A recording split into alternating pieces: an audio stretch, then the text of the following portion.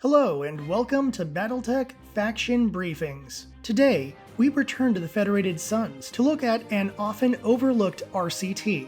They were known for their unorthodox tactics. The 1st Regiment was once called the Green Giants. The 2nd was nicknamed the Apaches. They are the Chisholm's Raiders. Each regiment of the Chisholm's Raiders have their own symbol. For the 1st, it is a blue circle with a Native American stylized shield in the center with 6 arrows coming from behind it. But they kind of look more like spears to me. Then, in the 31st century, they added a feather fan to enhance the Native American theme. The 2nd Regiment uses a stereotypical Native American headdress, tying into their nickname of the Apaches, who I'm not sure actually wore headdresses like that. The 1st have no coherent paint scheme, with many of the pilots doing what they liked with their coloration. This gives them a very slapped together look that doesn't inspire faith, especially in the 3060s. Meanwhile, the 2nd would use a green and gray color scheme. They paint bands of gray color on their mechs and vehicles in order to distinguish battalion and company positions. Their scheme at least feels more military than the 1st and allowed their RCT to be taken more seriously. The Chisholm's Raiders served in several key wars in the 31st century. To skip spoilers, go to the time listed. The story of Chisholm's Raiders begins with Marshal John Chisholm of the Brigade of Guards, who was forced into retirement in 2892. This was done because of his outspoken attitude and problems with how the AFFS was being run. On his homeworld of Colorado, he would end up taking command of the local militia and trained them up to his standards within a few years. In 2897, Military Command sent an investigation team to determine the quality of the Colorado militia. They found that the militia was not some 2-bit operation like most local militia forces. This led John Chisholm into challenging the military to a duel. The investigation team accepted and sent in the 2nd Crucius Lancers. The fight was short and the militia lost, but they earned respect due to their use of terrain and their unorthodox tactics. This would earn the Colorado militia a spot in a large war game. The game would get nicknamed Cowboys and Indians, which would have a major influence on the unit's design afterwards. They would face the 2nd Davian Guards, a worthy challenge as John Chisholm was originally with the Brigade of Guards. Despite losing the war games, their use of terrain and unorthodox maneuvers again, made the team of old men and junk gear appear significantly better than any of the line units would have expected. Due to their skill, they would be brought into the AFFS as the 1st Chisholm's Raiders, around 2900. They would build up their reputation as they raided the enemies of the Federated Suns. In 3001, the 2nd Chisholm's Raiders would be established as a training unit to filter skilled soldiers into the main force. At some point prior to 3025, the 1st Chisholm's Raiders would be stationed on Royal, and the 2nd would be garrisoning Cathil. The 1st would raid the world of Thestria in 3025. They would face off with the Wolf's Dragoons Epsilon Regiment. The odd tactics of the 1st would allow them to deal some heavy damage to Able Battalion. They would also damage key infrastructure locations and steal quite a few supplies from enemy depots. The 1st would get extra accolades for capturing an enemy mobile HQ. They would begin by trying to track the mobile HQ in hopes of destroying it to disrupt their enemy's command chain, but instead they stumbled across it while doing an air patrol. Thus, they charged in for an attack, while the mobile HQ tried to ford a river, and the 1st would face off against a Griffin and 3 Pegasus scout tanks. However, the Dragoons would hold off the 2 medium lances until reinforcements could arrive to drive off the Raiders. A lucky shot from a quick draw would heavily damage the mobile HQ. The Dragoon command staff would escape, and the mobile HQ was left behind. When the coast was clear, the Raiders would capture the mobile HQ, and they would end up using it for years. The mobile HQ would complement the advancement of the unit as they became an RCT prior to the beginning of the 4th Succession War. However, the 2nd would remain a standard training regiment. As the war began, the 1st Chisholm's Raiders would be used as a defensive force guarding the world of Deschler when it was targeted by the DCMS. The 3rd and 6th Benjamin Regulars would attack alongside an assorted group of 24 tank and infantry regiments. The Raiders would use their odd tactics to keep the Combine forces on their heels. Despite being able to outmaneuver the Combine troops, they would get worn down by the sheer number of enemies they had to fight. The 1st would get chewed down to half power by the time the AFFS chose to pull them out in May 3029. A rescue team would move in, but the Raiders would send them back in order to stick out the fight. Sadly, it was only a month before the Raiders would get wiped out. Their efforts did slow the DCMS forces, but it was at a great cost. This did allow the Federated Suns to shore up defenses to prevent further Combine assaults. However, the world of Deschler would remain in Combine hands. After the war came to an end, Hans Davian ordered the 1st Chisholm's Raiders to be rebuilt. It took 5 years to make up material losses, but the troops would not be the same as those who were part of the legacy of John Chisholm. The 1st struggled to complete their trials in 3037, but both Chisholm's Raider regiments were considered battle-ready before the War of 39. Both regiments of the Chisholm's Raiders would be involved in the War of 39. The 1st would get teamed up with the Davian Light Guards in an assault on New Mendham in April. The team took the world, but the counterattack by the 1st and 2nd Amphibian Light Assault Group would be more than a match for the Davian forces. The battle would be a stalemate, with both sides dealing damage, but neither budging from their positions. In October, military command would call for a retreat due to the losses both teams had taken during the course of this failed operation. Afterward, the Federated Suns troops would both need time to recover. Meanwhile, the 2nd Chisholm's Raiders would be playing defense on Dobson. Things were quiet until they were attacked by the 4th Ghost, along with mercenary backup in September. They would fight back hard, which surprised the enemy as they did not expect a training garrison to be a challenge. The 2nd's Heavy Battalion used a mountain pass to flank the Ghosts. After 3 days of fighting, the Ghosts were forced to retreat. They would end up being chased into an Arctic region. The ice would end up cracking under the weight of the mechs and dropships, causing losses in equipment and soldiers. Things got worse when both sides started targeting the ice rather than the machines. After a few losses to nature, the 2nd pulled back, and the Kurita forces would have their chance to escape the world. After the war, the 1st Chisholm were nearly destroyed, but were seen as too valuable to discard. They got new machines, but their troops were not up to standards. Over the years, the unit would get filled with troublemakers and low-skill recruits. They would get stationed on Breed as a means of keeping them out of the way. The 2nd would continue guarding Dobson. In 3047, the 2nd Chisholm's Raiders would have an encounter with the 2nd Amphibian Light Assault Group on a recon mission to Galtor. It was a lance-sized battle, and by the end, the Kurita lance was gone, and the 2nd's recon force only lost 1 mech. This would help in building the reputation of the 2nd as more than just a training unit. Due to the bad reputation and weak troops of the 1st Chisholm's Raiders, military command would decide to remove the regiment from the military rolls in 3053. The 2nd would start being built up towards an RCT while on Dobson.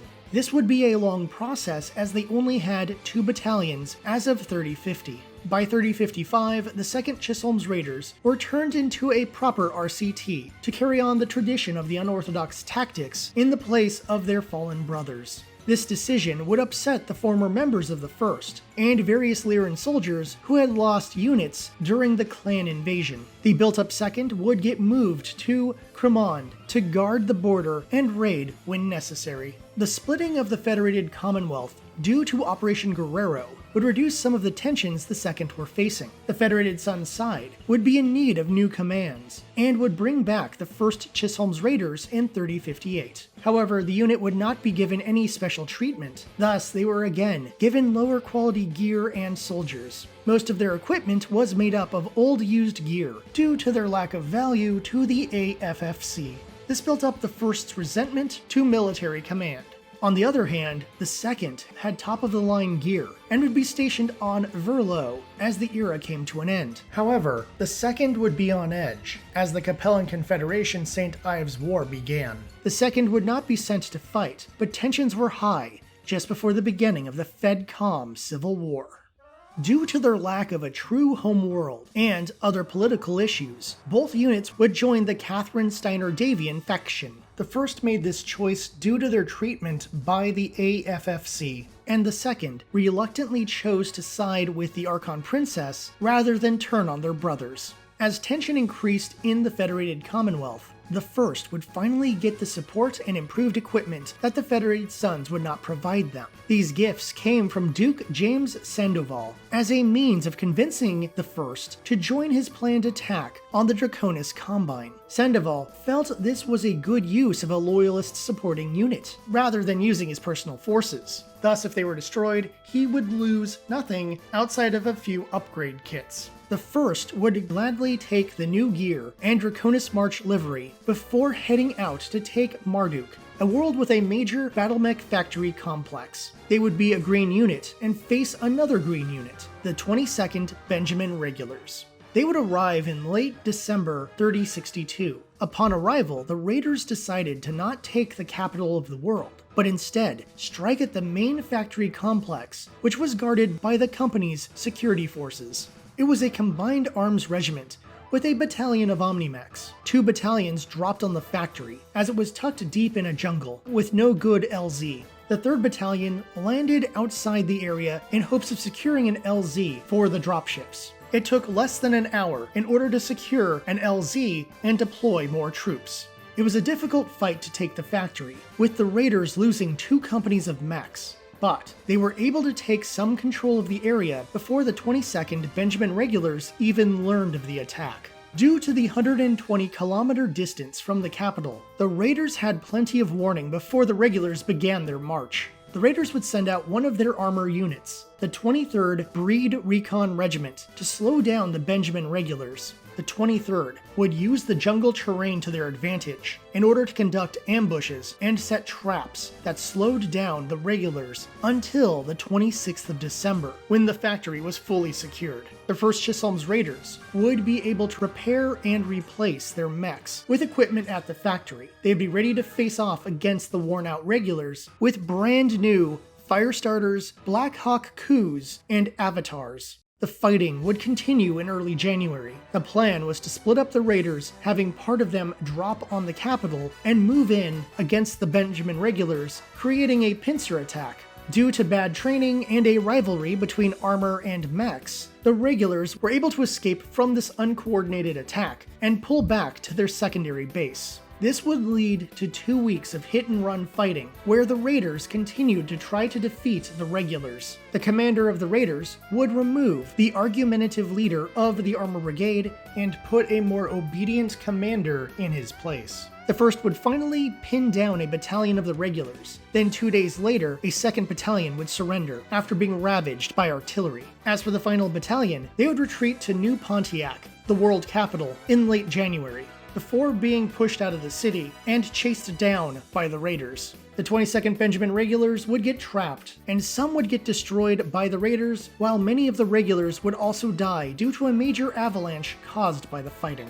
Meanwhile, the 2nd were holding their position at Verlo until they were called into action by the 4th Donegal Guards in order to assist with the invasion of Sirdar in May of 3063. They would get thrashed by artillery and airstrikes, but the Allies could not slow the Loyalist advance until reinforcements arrived. The 1st Federated Sons Armored Cavalry and 9th Elysian Rangers would give the Allies the boost they needed to turn the tide. In 2 weeks, the Loyalists lost most of their ground. The arrival of the 22nd Avalon Hussars would give the Loyalists hope, but the commander of the 22nd did not want to fight a battle they could not win. After a few more raids and skirmishes, the Loyalist forces fled the world in August. The 2nd would be sent to Atlas to rest and rebuild, but it would not be long before troops arrived to drive them off the world. After March of 63, Marduk would be mostly pacified, with relief forces assisting in quelling the remaining threats on the world. However, the DCMS would counterattack and send an assault force to Marduk in June 3064. The 2nd Genyosha and 16th Gale Dawn regulars would arrive. However, the Raiders had upgraded with C3 equipped units thanks to the factory. The first week of fighting was mostly difficult as both sides tried to get proper positioning. In the chaos of the fighting, resistance forces would cause riots in the capital city of New Pontiac, leading to many civilian deaths and the destruction of several parts of the city. In addition to that, the remains of the 22nd Benjamin would reinforce the DCMS troops who had arrived. The Genyosha would take back some of the factory complex, but the first Raiders were tenacious in their defense. The factory defense team would retreat on June 20th, along with some of the scattered forces across the world, but the troops in New Pontiac were trapped. The first would attempt to rescue them, but the DCMS forces were ready to fight them at any LZ they tried to capture. Of the 3 conventional regiments left in the capital, less than 2 battalions escaped. The fleeing AFFC soldiers would go to Breed, as the AFFC's Combine invasion fell apart. The commander of the captured soldiers would be executed for war crimes, alongside 500 other soldiers. Over 1,500 soldiers would be kept as prisoners of war. In July 3064, the 2nd Chisholm would get their new orders and join the fight on Cathil. The world had seen rough fighting, and upon arrival, they would have to face a blockade. They would lose 6 dropships and their entire escort assault fleet just to reach the world.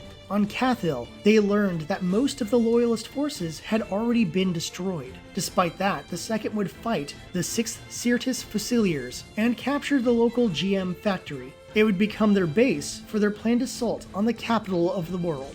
It would take 2 months of trying to link up with the remains of the Loyalist forces and some hard fighting to achieve this goal. The 2nd would end up working alongside the resupplied 8th Donegal Guards and shattered 8th FedCom RCT as the fighting continued. It took months, but they would beat back the Allied forces, including the 5th Davian Guards. The hard fighting wore out the Loyalists, despite having access to a factory as they battled the 6th Fusiliers and the Davian Guards. In February, the 1st Federated Sons Armored Cavalry would arrive to join the Allies. A renewed offensive would see the 8th Donegal surrender in late May, and the 2nd Chisholm's Raiders would be pushed out of their bases and heavily outnumbered. They would be sieged in the city of Radcliffe while hoping for reinforcements. However, in October, the Allies finally attacked and destroyed the defensive artillery forces. The Raiders would flee and try to escape in a gap in the Allied assault lines. However, this was a trap, and the 2nd would be ravaged. Some of their dropships fled, but General Eisner died, and her XO, Ryan Davian Coles, would surrender on October 10th. This would mark the end of the 2nd Chisholm's Raiders. The 1st felt they were safe on Breed, but in December of 3064, the Combine would arrive to finish the job. The 1st dug in and prepared for battle, but the 2nd Genyosha and 16th Gale Dawn were too skilled for the underpowered unit. To make matters worse, the Combine forces would get reinforcements made up of armor and infantry units. By May 3065, the DCMS troops had the upper hand, and the Raiders were against the ropes. As the battle continued, the 1st would keep their defense strong, but major damage would build up on both sides as artillery was used both to wear down the DCMS and to try to break the Raiders' defenses. In October, the Genyosha would attempt a frontal assault. It wasn't long before they took heavy damage from the combined DCMS units. They would retreat from the world with only 1/5 of their total forces remaining. The 1st Chisholm's Raiders would go to New Valencia, where they waited for new orders. Duke Tancred Sandoval would lead the 2nd Robinson Rangers in an attack against the Loyalist Raiders. They would be chased off the world by the son of their benefactor in March 3066. The 1st would then pull back to New Avalon to defend Catherine Steiner Davian. They would get destroyed in the fighting, and the remaining equipment was claimed by the Allied forces. This would mark the end of the Chisholm's Raiders. When the war finally ended, the surviving personnel of the Raiders were brought back into other units of the AFFS. The Chisholm's Raiders were not removed from the military listings, but there was no effort made to rebuild them either. As of now, the Chisholm's Raiders are a relic of an earlier, better age. The Chisholm's Raiders have a shorter history than many other units in the Federated Suns. Their unique tactics made them notable in some battles, but it was not enough against better armed units, and sometimes their arrogance got the better of them, turning against House Davian, assured they would never get rebuilt. But perhaps some people can learn from their mistakes, and a new unorthodox unit can arise in the Ill Clan era. Due to the skill of the unit and their wild history, there are several notable pilots in the Chisholm's Raiders. John Chisholm. A marshal in the AFFS, he was an outspoken critic of the way the AFFS was training their troops. He was forced to retire after 40 years of service. On his homeworld of Colorado, he trained a militia. His troops would eventually be recognized as the first Chisholm's Raiders. He would lead his unit as they earned a good reputation in the early 30th century. Melford Dennis. He was the marshal in command of the 1st Chisholm by 3025. He also served as the XO of the Raman PDZ, Polymorphous Defense Zone. He would make the decision to stay and fight on Deschler rather than retreat in order to prove his skill as a commander. He would survive the battle and be promoted to the commander of the Raman PDZ not long afterwards. Arasota Nice. She took command of the 1st when they were rebuilt in the early 3030s. Her inexperience led to the failure on New Mendham in 3039. She would be in command again in 3058 when the unit was brought back. She was known for her bad temper and stubborn attitude. She would stick with her unit and die alongside her men on New Avalon during the FedCom Civil War. Helen Eisner. She would join the 2nd prior to the War of 39 and command them by 3046. She was a good speaker and tactician. However, she lacked political savvy and had to rely on her XO as politics heated up. She would fight hard in the FedCom Civil War, but in late 3065, she would die with a large part of her unit in the Battle of Cathil. She piloted a Stalker. Ryan Davian Coles. The XO of the 2nd in the late 3050s. He would assist with administrative tasks when the unit became an RCT. He would survive the destruction of the regiment during the FedCom Civil War and would become the commander of the Crucius Lancer Brigade by 3085. Daniel Peterson. Serving with the 1st Chisholm's Raiders in the late Third Succession War. She was known for her looks and light-hearted personality, but had a reputation for making her awesome move in an unnaturally lithe way. She would get offers to join various stables on Solaris 7, but her loyalty was to the AFFS before anyone else. She piloted a modified Awesome called Pretty Baby. William Lavonda. He was a company commander in the 2nd Chisholm's Raiders Armor Regiment. He would serve in the 3050s and be part of the disastrous invasion of Cathil in the FedCom Civil War. His unit would get attacked by a lance of assault mechs during an escort of medical personnel and support staff. He would send his scouts with the support group toward their destination as his heavy tanks fought the mechs. They would destroy 2 of the mechs, but at the cost of almost his entire unit. However, the support staff got to their destination. He piloted a Pilum heavy tank. Giorgio Eicher. He served the 1st Chisholm during the FedCom Civil War. He was very unlucky, and his mech was heavily damaged 5 times by thunder mines left behind by the Allied forces on New Valencia. He piloted a BZK F7 Hollander II. The Chisholm's Raiders began as a local militia force on Colorado. Thus, they are generally set up with Federated Suns tech. More often than not, they would have older tech, but the 2nd would get better equipment in 3055 when they were built up to an RCT. The rebuilt 1st would get hindered by tech limitations, as most of their units were between 30 and 100 years old. They would receive some upgrade kits in the 3060s, but not enough to make their RCT up to modern standards. During this time, the 1st would have some Kurita Omnimex due to holding the Victory Factory on Marduk for over a year. When it comes to tactics, the 1st would focus on mobility, expert usage of terrain, and improvisation in their doctrine. They would try to confuse and distract their enemies until the Raiders were in a position to grasp victory. The 2nd would focus on mobility as well, but using flanking maneuvers and small unit strikes to win battles. Their slowest unit went about 50 kph, while many of their units would go as fast or faster than 100 kph.